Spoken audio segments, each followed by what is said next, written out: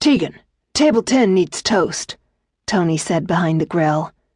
I could hear the sizzle of bacon and eggs on the griddle. Yeah, I mumbled, busying myself.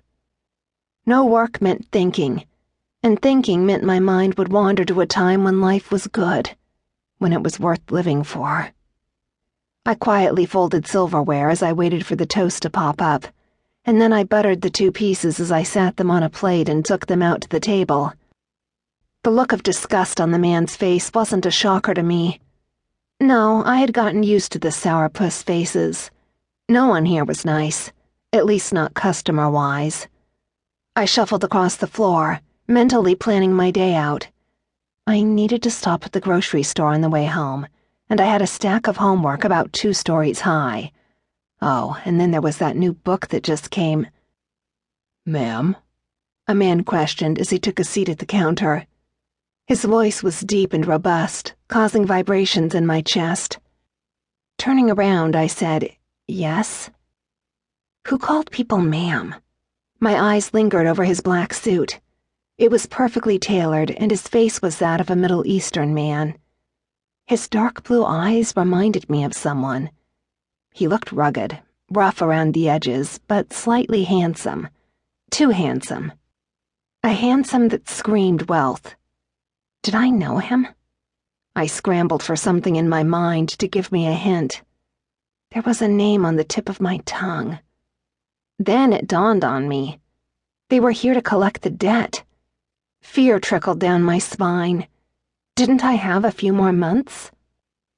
"Menu, please," he asked politely, though there was a violent look in his glare as I gripped the menu in my hands before handing it to him.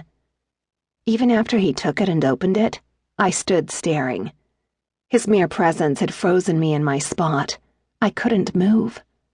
Fear and a deep-rooted curiosity held me to the floor. He didn't come into this restaurant for food. No, he came in for me. "Is Tony here?"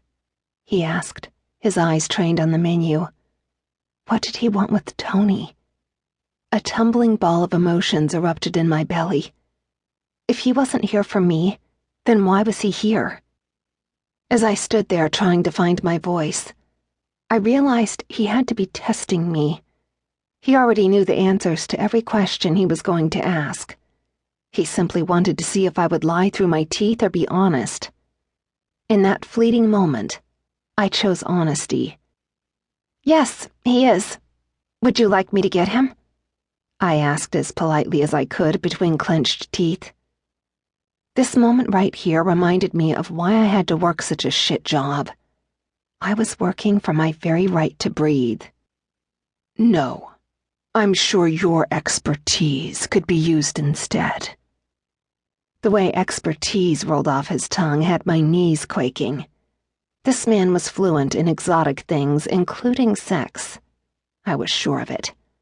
All I knew was I didn't want to be the next item on his list. "What is it that you want?" I stumbled over my words. Maybe I had thought wrong. Maybe this whole thing was a trick. Maybe asking for Tony was a cover-up. Racking my brain for a name to the face before me, my mind flicked over a memory. Liam. His eyes. His smile. The charm that exuded from him. "See." He dropped the menu and leaned into my breathing space as I got my notepad out to take his order. As if he would be ordering anything but my death. The way his eyes lingered on me had me hoping it was only my death he was here to order. He was watching me as if I were his prey. "You know why I'm here." His tone was tight as he wrapped his hand around my arm, squeezing to the point of pain. Biting on my bottom lip, I stifled the cry that was begging to be released. I knew I had more time. What I didn't know was why he was here before my time was up. "I know, and I'm trying, okay? I still have time to get your boss his money." My tone was above pleading as his grip on